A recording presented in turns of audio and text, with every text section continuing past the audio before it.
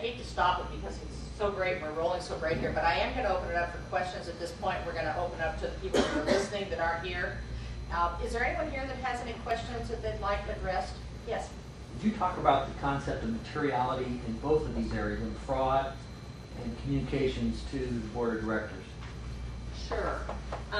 Well, materiality is a judgment of the auditors, and it's typically based, there can be qualitative materiality, which is usually based upon the a formula that the auditors will do related to the total revenues or the total assets of the organization. So it's quite it's fairly clean. It's a determination done at the beginning during the planning related to what is materiality of that organization. So there's a dollar amount that anything over that dollar amount is considered material to the financial statements as a whole. There's also somewhat judgmental kind of things as to what other things might not be in your financial statements but are still material to them, even in material footnotes that may just be disclosures of related party transactions or contingent liabilities or things of that nature that might not even be in the financial statements, but there's something that the auditors feel is material enough to judge. And then also, again, so based upon those different kind of judgments, the auditor is going to determine how much is basically needs to be communicated to the board as far as whether those items are significant deficiencies or whether they're material weaknesses. And so, you know, using the definitions of what is significant deficiency and what is material weakness determines then where the auditor feels that basically falls. I'm not sure if I'm answering your question. Mary, could I add one thing? That materiality, the concept of materiality in a financial statement is that amount or that disclosure which would make a user of that statement make a different decision. So if the user of the statement, whether it's a bank, a grantor, or whoever, is reading this financial statement, and if they knew the number was different, the dollar amount was different, or they knew that there was a note that wasn't there, they would choose to make a different decision than they made. That's really the concept of materiality. So if something's off by $20, are they going to not make the grant? No, they would make the grant. If something's off by $100,000, will they make the grant? Maybe not. So that's the concept of materiality. But how about in terms of fraud or communication of material weaknesses?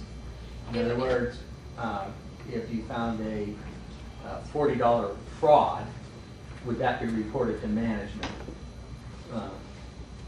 Well, or let me take it to an extreme. Presentation mode is now disabled. Taking out office supplies from the office and stealing office supplies. Well, stealing office supplies would, the auditor has to judge not what is a known quantity, but also the things that might be unknown. And so it has to somewhat judge whether for instance, the office supplies cost that's there, how much of that you didn't actually, the organization didn't actually benefit from because it was stolen, for instance. I would say that probably as another example about that, I had a client that was unhappy about getting a significant deficiency because their segregation of duties was not proper related to cash receipts of the organization.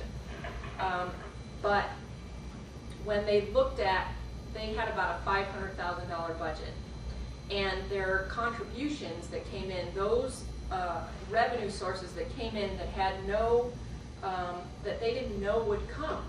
You know, if you haven't billed someone for it, if you haven't sold something, and so you know something's coming, if they're not aware that these donations might come, that's where the risk is. And so if they had you know, when they were trying to say, well, how much could someone take? Well, it's really a question of, not a question of what's there in the financial statement, but what's not there. They had $100,000 out of $500,000 of revenue that they didn't know when or if it would come. But that didn't mean that there wasn't $200,000 that they never saw. So it's a really a judgment, and what you have to understand is that judgment, the financial statements are somewhat management's, and really the responsibility of management to have all the proper disclosures so that the auditor can then come in and say, yes, we believe that those financial statements are fairly stated. The management letter, however, is really the auditors to determine and make that communication again with the board and those who are charged with governance to where do we see that there are risks that are not necessarily in the financial statements but may be missing from the financial statements, and there's just not enough attention given to the controls in order to see to basically tie up all those loose ends so that you can feel comfortable that what is in the financial statements is all that was given to you. I think too, auditors are, shall I say, conservative.